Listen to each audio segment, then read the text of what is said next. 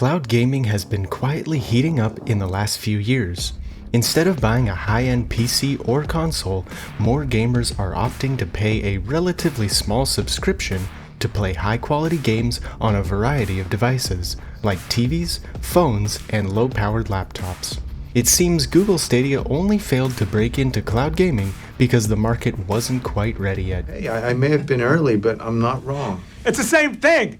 It's the same thing! So, with all the options available, how do you decide on which service to go with?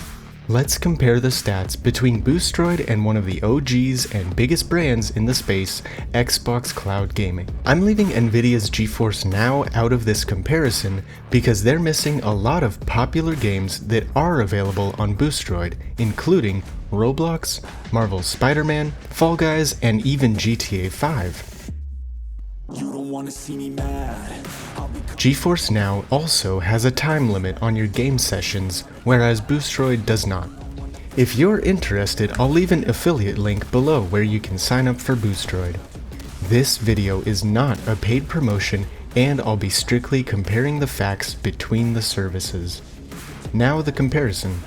For consoles, Xbox Game Pass is legendary for its huge selection of high-quality games, and this library is what's used for Xbox Cloud Gaming.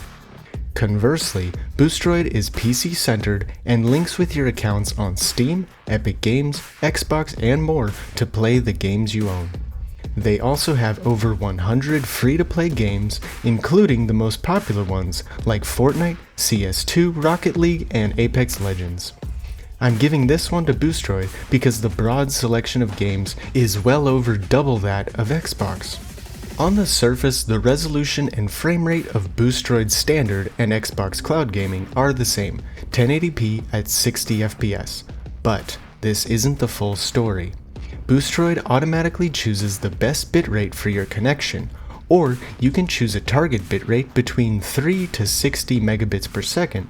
For me, it was targeting 22 to 24.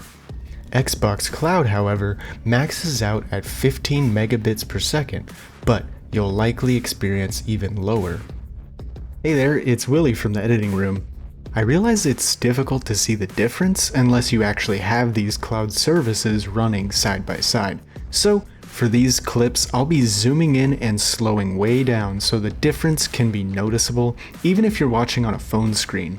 Believe me when I say that when playing these on a monitor or large TV, the difference in quality becomes very stark. Anyway, let's continue. In these side-by-side comparisons, it's clear that Boosteroid's higher bitrate blows Xbox out of the water. What's more, you can upgrade to the Ultra tier to access 4K, 120, and unlock even higher bitrate options. No contest, Boosteroid easily wins this one. For hardware, Xbox Cloud Gaming uses servers built off Series X hardware. Each one is virtualized into smaller pieces, and current-gen games are played using the Series S version. This means that game settings will be turned down, and some games, like Starfield, will be locked at 30 FPS.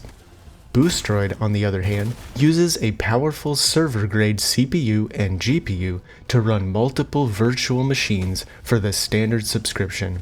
In order to hit 4K 120, the Ultra tier will give you access to an AMD EPYC Zen 4 CPU paired with an RX 7900 XT. Because gaming on Xbox Cloud would mean playing the lowest quality console version of a game, Boosteroid takes the lead here again. For input and customization, Xbox Cloud Gaming is, of course, using the Xbox controller.